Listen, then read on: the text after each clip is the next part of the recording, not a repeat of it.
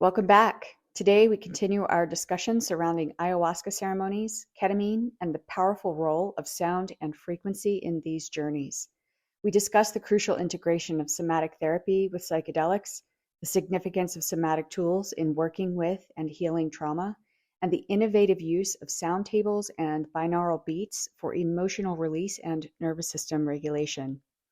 This episode is packed with insights on groundbreaking healing practices for patients and practitioners alike. These are some of the methods and modalities that are really beginning to take center stage in healing the emotions through working with the physical body. When it comes to treating, it's all about finding the balance between safety and effectiveness. Well, somatic tools are really helping us as practitioners achieve great success with our patients. Thanks for tuning in, and we hope you enjoy the conversation.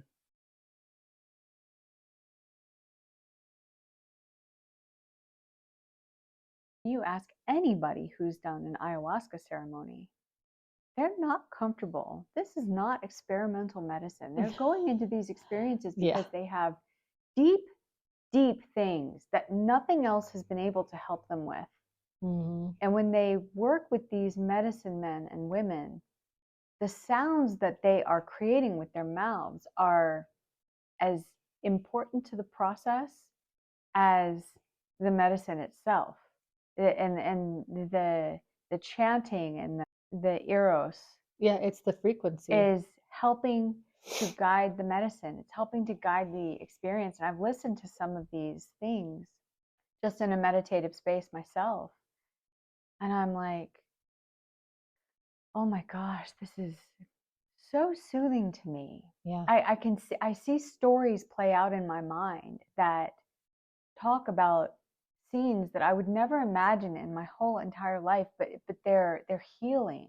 And I can't even imagine where that comes from. But it's necessary. It's woven into the music, and anyone that's ever done, well, you could say any kind of psychedelic assisted therapy or just psychedelics, but ayahuasca, in my own experiences, when you are under that medicine and you hear the eros being sung, there's a net, a frequency net, right? It's like in the frequencies, but it's a net of protection. The songs create, the frequencies create protection while you're journeying, and that's why setting and atmosphere is so important. Is you don't know where people are going to traverse. You don't know what they're going to pull from the deep. If I'm talking to someone and doing brain spotting, I have a sense of what we're going to work on, and I can really monitor window of tolerance, and I can pull you out of a brain spotting session like that, because we're not under medicine that it's like we're on this train no matter what. And so there's when Bessel says it needs to be sacred, it does, because I could see it as I held space for this client, that reclaiming safety and letting these little ones inside of them grieve and be sad and feel the weight of loneliness and neglect, and just like I needed more from my caregivers, and the deep sadness, but then the safety, because at one point I could see them go, I'm hemorrhaging here, like I'm about to lose it, and I was like, bring it back in. And I got his heart center and his back of his spine, right at the back of his neck, and I said, I got you. You're safe to do this here. You're safe and you're supported. And we can reclaim safety. That and brings so me to tears. He just let himself unwind. And he knew by the end that we would reclaim safety, and he knew that we would do it again if we needed to.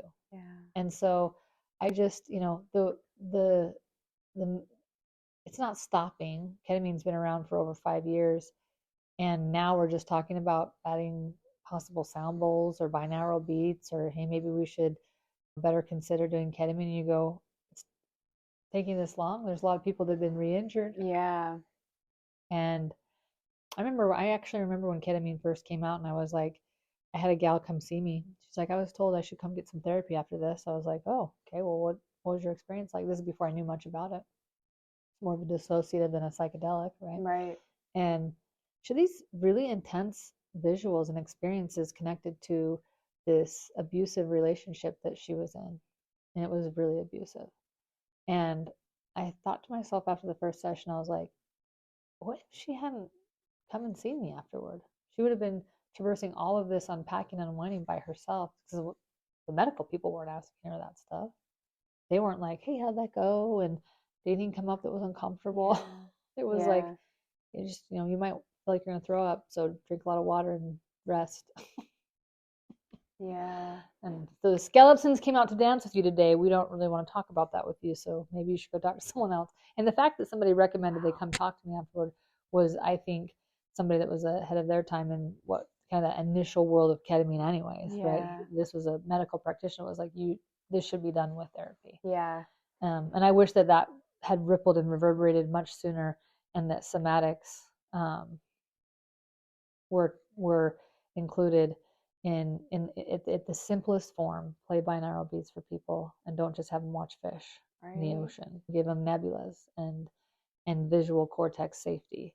Look at the binaural beats and some of the ones that you see on YouTube. They're full of these beautiful, soothing. You can't help but look at them and go, oh, I feel so nice. I cannot wait for you to experience quantum bliss. Oh, was that thing you tried? Yeah. What was it like? Because it looked like the flashing lights, and you were on. So wild, like the things that you just described, where you see like the visuals and like you can watch some of this stuff on your screensaver, right? Yeah. Do those still exist? Yeah, yes, they do.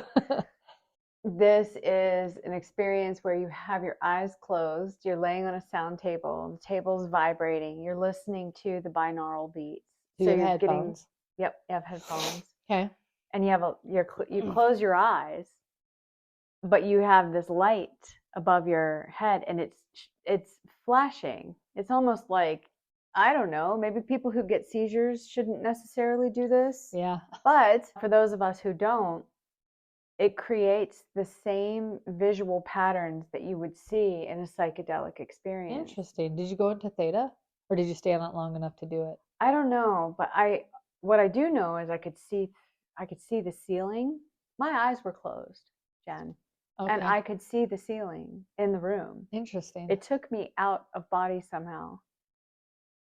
And I know that How that's long possible. were you on it? Yeah, oh, for sure. It was like possible. a 4-minute trip. Listen, I don't care who's listening. Yeah, I'm going to tell you this. Whoever's listening, you can have out-of-body experiences, you can near-death experiences, but out-of-body experiences happen all the time. So for sure it can happen. But they used to happen a lot when I was a kid. Yeah. And I would float, and I loved it. I would just be like, wow, I am definitely not, I'm above my bed right now. And it was always when I was falling asleep. Did 4 minutes feel like an hour? Did 4 minutes feel like 4 minutes? 4 minutes felt like 4 minutes. Okay. And I was at a party, and they were serving alcohol at the party, but I wasn't drinking. Yeah. But you were like, it was a, hey, try this real quick. Yeah. And then get off. Yeah. So what would a whole session be like? A whole session's like an hour, hour and a half. We have to go do this. Okay. We are. These women were phenomenal too. These women were like, they're probably living in the quantum light right now, talking to the aliens that we want to eventually talk to. You guys, exactly. let us into the They club. were like, yeah, this is life changing. This is like you will level up. That's cool. If you want, you can go through all kinds of different programs. And I'm like, wow, this is pretty cool. Like, I would love to go do this with you. Yeah, let's do it next week. Okay. Let's I'll reach out to them. An hour. I looked at their website, and they said like they had hour and a half sessions, and I was like, well, let's do the whole hour and a half. Yeah. Let's go for the deep dive. We're awesome. We're like, I know, Mom. Is it you? Yeah. Again? Mom. Cool. I see you. Yeah. I'm not going to be able to separate reality from the ethers anymore. Yeah. But good work. Yeah. On that gentleman. I got to say something. It was cool. Congratulations to you for the good work you did, and congratulations to him for being brave enough to let his body do that thing. Yes. Because a lot of what we teach men is don't. Yeah. And how that shows up, I feel like there is this, in a lot of ways, they will take the emotion of anger and put it in the forefront as a means of keeping the sadness down. Yeah. And the anger gets bigger and bigger and bigger. And they find different ways to utilize the anger. And And I do see, it doesn't matter where you come from, I see a lot of people use that pattern. Yeah. That if I can just stay strong, if I can just stay hard, then I can keep this down. I can keep it tucked away in a place where nobody can see it, because it's so painful. Yeah. And the bigger I build my wall and my hardness and my anger, the more protected it is. And I'm glad that at least one man got to crumble and actually feel his. Established, by the way, by a good therapeutic connection that was built over time, so that they knew when they came in that safety could happen. How long have you worked with this? Probably almost like 8 months. Good. Yeah. Kudos to him. Yeah. I think it's super brave. Yeah, so brave. And the beautiful thing is, and this is part of the conversation, I'm going to kind of come full circle on this idea of, cognitive decline as we get older. Real quick, I want to ask this as you weave this in. Are you saying that as cognitive, because this makes sense to me, right? But cognitive decline maybe opens up space in the brain to unpack trauma that was being held, and so that's where you get some of the the anger. Yeah, okay. For sure. You see a lot of people when they get older and they start to lose their cognitive ability, whether it's dementia or forgetfulness, or they just can't deal with it anymore. You have older people say all the time, I'm getting too old for this shit. Yeah. Right? And they just don't deal with it. It's you choose your battles, and they're just like, I am not going to deal with that. Yeah. And as somebody who's like right on the verge of that age, I get it, man. I can definitely see it. I'm like, I am too old for that. Yeah. I can't keep my emotions in balance. I can't keep my body feeling like it's okay in the presence of this situation. Yeah. So that's what that means. I'm getting too old for this shit means I can't regulate anymore. That's well said. Okay? Yeah, the container is breached. Yes. And so they just go away from it, or they don't deal with it, or they withdraw. Yep. Or go inside. Yeah. So, well, explode, implode, right? Too. Right? Yeah. That's where some people, you see the anger. Yeah. Get that away from me. Yeah. Or so that's the grumpiness that you're seeing. Yeah. And I've seen quite a few of my patients go through this scenario with their loved ones, and when cognitive decline sets in, we all hear the stories about, oh, she was such a lovely little lady. She didn't have her memory anymore, but she was so sweet and she was so happy. At least she was happy. Yeah. Okay, my grandma, at least she was happy before she died. Yeah. Versus, she turned into a mean old bitch. Yeah. And it's like, okay, nobody wants to be around her. She's so mean, and she cuts deep. She will cut you so deep. Yeah. And it's like, the difference between that is maybe somebody led a really good life and they have nothing but happy memories, and that's what they defaulted to, right? Play the piano, you get really good at the piano. Play happiness, you get good at happiness. Play struggle and sadness, and mask it with anger, and then that's what comes out at the end. Yep. Interesting. Because you lose your ability to regulate. With cognitive decline, you lose your ability to regulate and to hold it in and to keep it down. Yeah. If you're angry, you're angry. And that's going to come out because you have no filter anymore. It's gone. Yeah. So this conversation that I had with my patient, she was talking about her husband, and I said, yeah, I'm so grateful that, he's finally willing to talk about some of the war trauma, because no doubt our men and women that go to war, they have seen a lot, and they carry it around with them, and they hold it together every single day. And in the absence of being able to actually shake it off, they are wandering into, very slowly, they're wandering into their elderly years. Yeah. And we're starting to see a lot of it unwind. And what that creates is potentially unsafe circumstances for the family members that are left behind. And when you have a couple, Yeah. and there's war trauma that hasn't been managed, if the scenario does trend towards dementia or Alzheimer's, it can get dangerous. I've seen it get dangerous. I've seen it volatile, physical, bruising, emotional battering. Yeah. Let's go, let's go, because I have to Stay safe. Let's go. Yeah. Take me to the police in your whatever stupor you're in right now. Take me to the police, because that, at least then I will know that I'm safe, because I can be in their custody and I can explain to them that you're sick and that I've been a prisoner for months now. That's a very specific scenario that played out for one of my patients, and she's better now. Yeah. But that was her reality for months. She was held kind of in captive. Yeah. Out of paranoia. And he was the sweetest man until he wasn't. Yeah, that's hard. And That's so hard. It's insidious. A lot of this, it happens and you're just like, hey, no, I didn't mean it that way.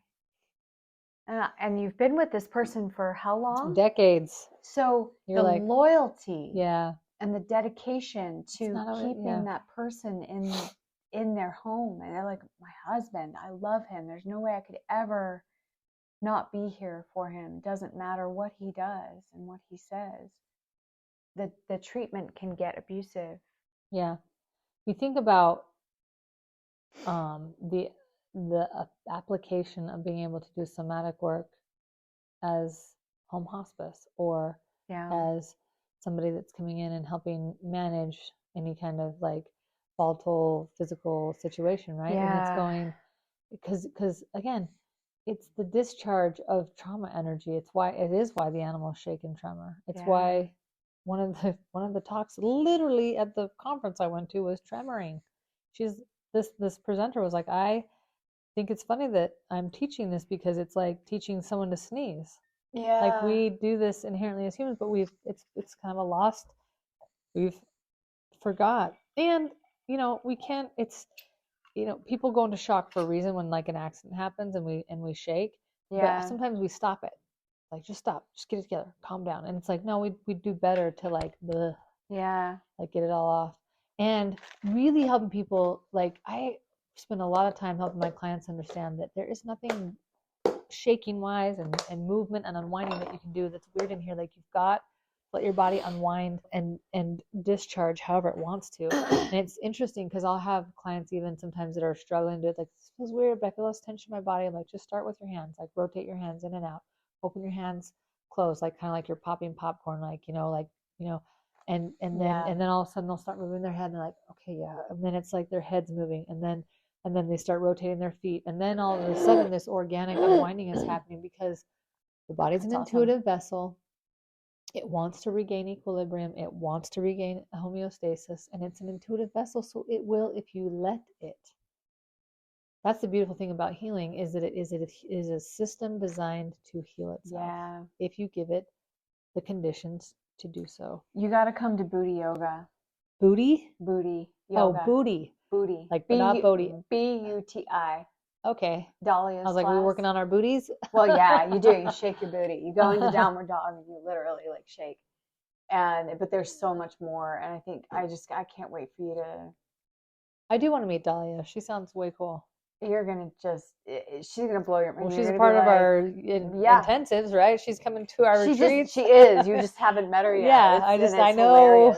So I think we're either going to do like first Friday or final Friday. Like, I don't know how we're going to design it, but I am going to do like a recurring class with her. Nice. Where she does the yoga. And like, she's going to make a class for you? Nope. Oh. It's just her Friday booty class. Got it. And I'm going to do acupuncture and gong. Nice. Yeah. The last time you did that, people were like, "Hey, you got like 5 new clients." I know. Yeah. So it's good. I think a part of how I'm trying to build an awareness for some of the work I'm doing with Wangu, Nice. and a way to build the future. The Barandi School of Acupuncture. Yes. It's so funny. That's really funny. Yeah. He's so cynical. He's such my dad. Yeah. He just is. It's funny. I talked to him today, by the way. What did he say? Oh, nice. Yeah. Yeah. We had a really. Did you tell him about seeing your mom? I did. Or not seeing her, but Yeah. having the psychic medium Yeah. tell you that mom came in? Yeah. The reason I think I was so chill, by the way, is she said, "Who is married to you?" That's what I heard. Who is married to you? And she said, "Who is Mary to you?" And Holly's funny because Holly was like, "I felt it come in, go all the way to your toes, and then on its way back out, you said, 'Oh, Mama Mary.'" I bet it was so surreal for Holly to be in there too, just with like all the energy. Oh my God, she's so magical. But yeah, I look back and you're like, "Oh yeah, mom, oh mom," and I'd be like, "Mom!" I almost did start crying, but she was I don't know how else to explain the feeling I was left with. And it took me like a day and a half to really process it because I was so tired. Yeah. And I came home and went right to bed. Mr. Mo, little Mr. Mo, I didn't know him. I still don't know if I'm going to lose him or not. So, yeah, that one's hard. The woman that she was, somehow I was left with this impression. The woman that she was in that space is so much more evolved than the woman that was my mother. And I am several days removed from the Janine that was wishing that my mom could have been more in those last years of her life. Yeah. And whatever became infused in my physical body in that moment was an acknowledgement of what we become when we transcend. Yeah. And it's different. And I I don't know how. I think we have a lot of potential to evolve. But I understand it now. Yeah. I felt my mama in that moment, and she was grander, so different. Yeah.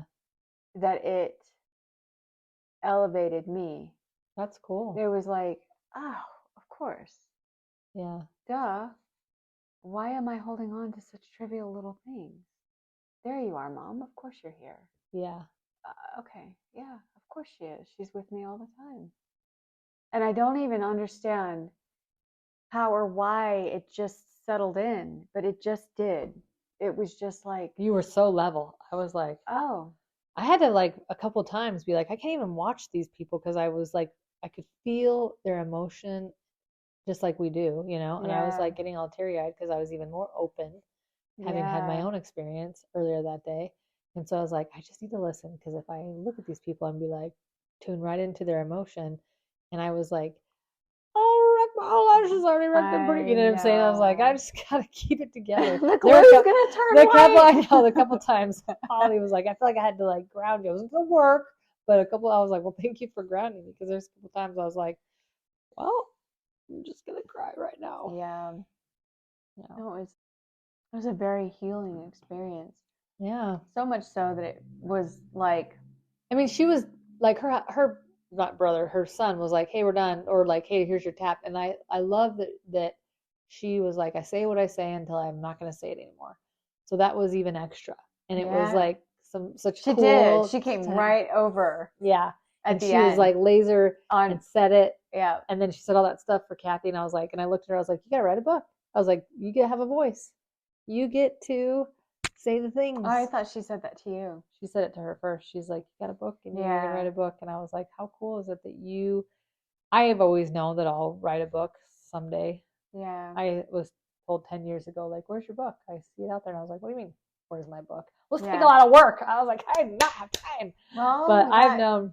You got AI now. Yeah. For a while, I've known like I'd like to write something. Yeah. And eventually become a PhD. We'll see. Now I've got a 4-year-old. Maybe when he's 10. but it's there. Yeah. So, but maybe you'll get one of those.